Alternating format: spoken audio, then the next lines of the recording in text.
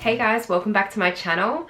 Today I have a new video for you and it is on 10 myths about fashion photography. Now this is a video that I've thought about doing for a little while and it hopefully will be really good for beginner photographers because I think there's a lot of information out there about fashion photography.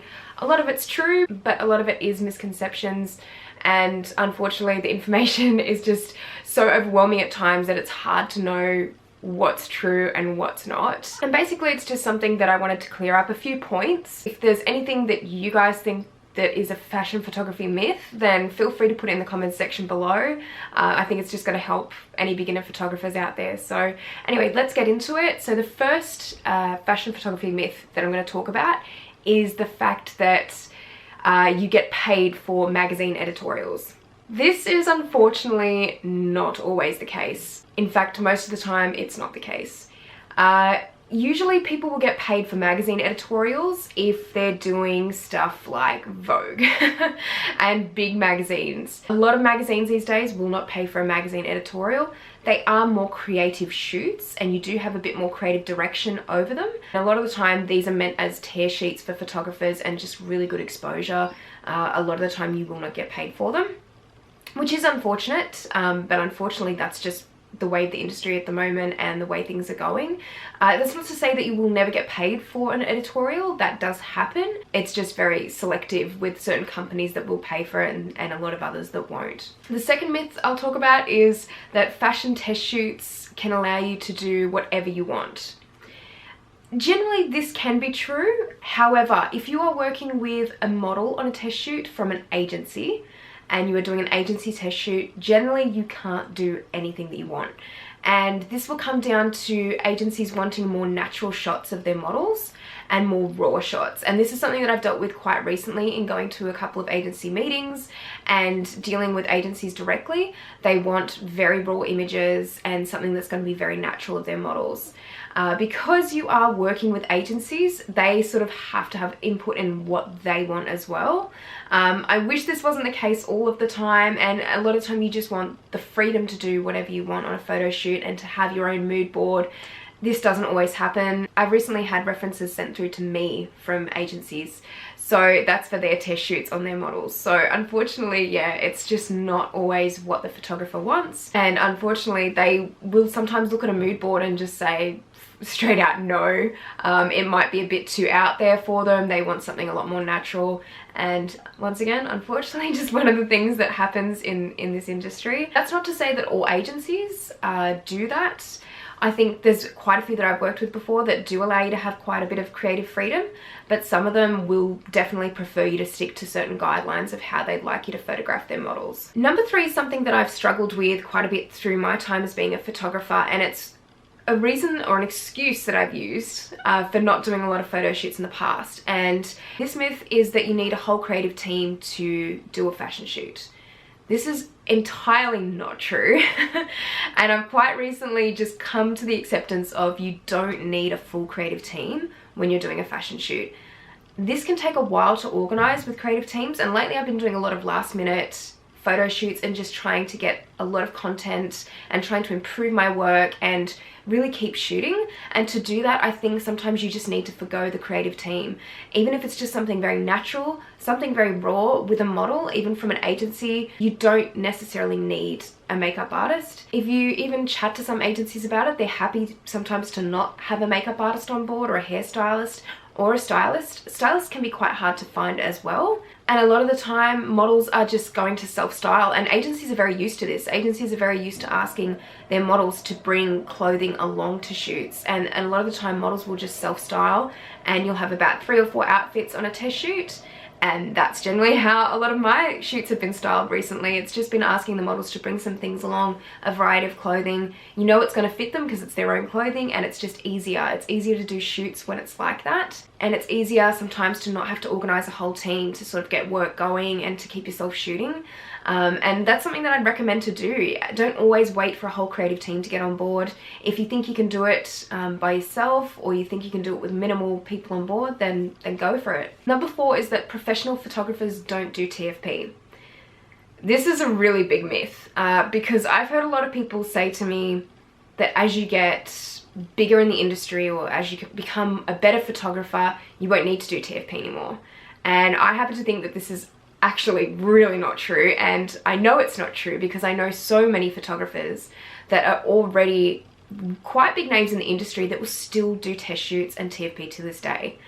And they might have been doing it for 20 years, and to improve their portfolio, to continue improving their work and to be getting more creative with their own work, that's how they improve. It's by doing test shoots.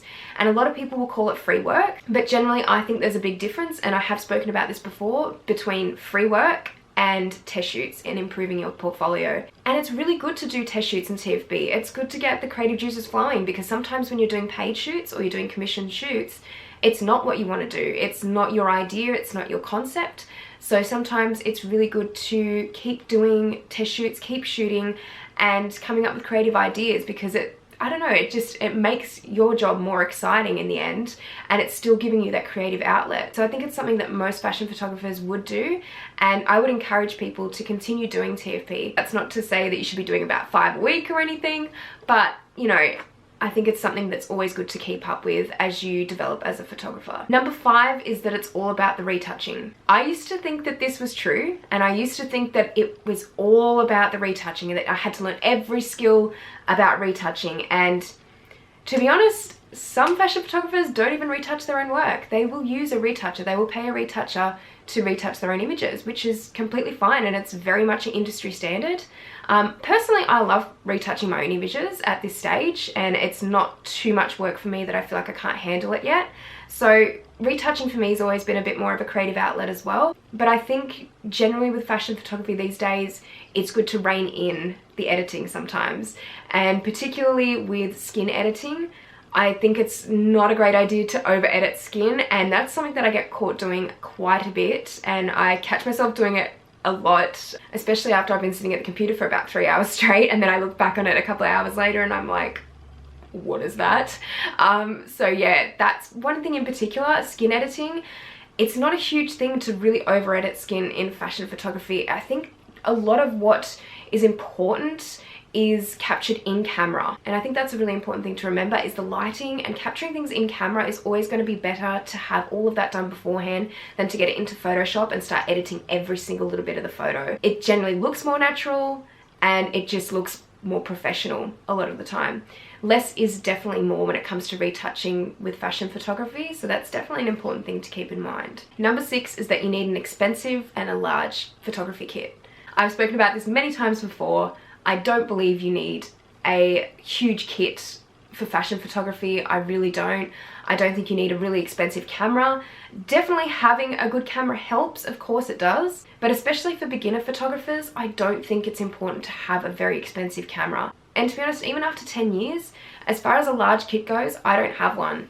I have a couple of lenses that I really love to stick to, and I think that helps with developing my style because that's what I like to use. It's what I like to work with. I use a couple of lenses that I absolutely love, and that's just how I like to shoot. And a lot of fashion photographers will have their favorite lenses, and they'll have a couple of things in their kit that they always go back to. It's not necessarily like a huge kit of lenses that every photographer will have. And that goes for studio lighting too. I think some people are intimidated by studio shoots and the fact that there's so many lights and what lighting setup to use. I've seen fashion photographers use one light setups a lot. And I myself, I use 1 to 2 lights for a lot of my studio shots. And I think that's all you need, particularly as a beginner. Don't overwhelm yourself. Just think simple, think 1 to 2 lights and using a reflector in studio. And that's really all you need to start off with. You don't need a big expensive kit. Like I said, even after 10 years of photographing, I still don't have a huge kit. And part of the reason is because I just can't afford to upgrade to anything else at the moment. That's definitely part of it. But at the same time, I don't necessarily need to at the moment. I have what I need and I'll work with it until I feel like it needs to be upgraded or I need maybe something else to help me develop my work. Number 7 is one that a lot of photographers do tell you, and that's to shoot in golden hour or morning or afternoon light. Shooting at those times of day is great for getting a certain type of lighting. And if you're after a really even lighting for portraits, really pretty, soft lighting, perfect time of day to do that sort of photography. Having said that, I think, like I said in one of my previous videos, there's only a small percentage where I've actually shot in early morning or late afternoon light in the last year. A lot of my test shoots are done around midday. Doesn't sound like a great idea, but midday shoots are definitely possible. And in several of my previous videos, I've talked about midday light a bit. And I think you can get just as good a shots throughout midday if you know how to work the light. And if you're able to find shade, if you're able to use a reflector properly, if you can try to position the model correctly in the harsh light, you can still get some really interesting shots. And it's definitely possible to still get edgy fashion shots throughout the middle of the day. It doesn't even have to be the middle of the day. It can just be like, say, 10 a.m. in the morning, or maybe 2 p.m, 3 p.m, 4 p.m in the afternoon in summer. And that light is perfectly fine. There's just ways to work around it. And a lot of fashion photographers may not always get the chance to shoot at golden hour. It's just as simple as that. And sometimes an editorial or a campaign will call for the use of stronger light. And sometimes you may have to shoot through midday, and it's just something to keep in mind. Don't always stick to shooting in golden hour, because although it's a beautiful time of day to shoot and it's always going to give you beautiful lighting no matter what, I think it's good to challenge yourself and to make sure that you're shooting throughout the day at times, so you kind of get to know at different times of day what to do in those situations. Number 8 is that you have to know a lot about fashion. I'm a very prime example of this. I don't believe that I'm a huge fashionista or anything like that. I like fashion and I am interested in it. I don't know every single trend that's going around at the moment. They change so often that it's very hard to keep up with it. I do believe it does help if you have knowledge of fashion, or if you make an effort to learn more about it, and I would encourage people to learn about current trends and that sort of thing. But I don't think you have to know a lot about fashion to be a fashion photographer. A lot of it is a very creative aspect, and a lot of it is knowing what looks good. So I think as long as you're sort of training your eyes to fashion and what's looking good in fashion photographs, you don't need to know a huge amount about it to get into the industry or to really develop your portfolio. I think it does come along with experience as well, and knowing what looks good in a fashion photograph, but don't be too intimidated by knowing too much about fashion, because I really don't think it's that necessary. Number 9 is that fashion photographers earn a lot of money. Now, this can definitely be true, and some of the fashion photographers at the top of their game are earning a lot of money. I don't think this is so much the myth that they earn a lot of money. I think that it's that they're earning easy money. And a lot of photographers, younger fashion photographers, they will not earn easy money, unfortunately, and it's just something that comes with time. You really do have to be prepared for the first few years of shooting to not really get a single paid job.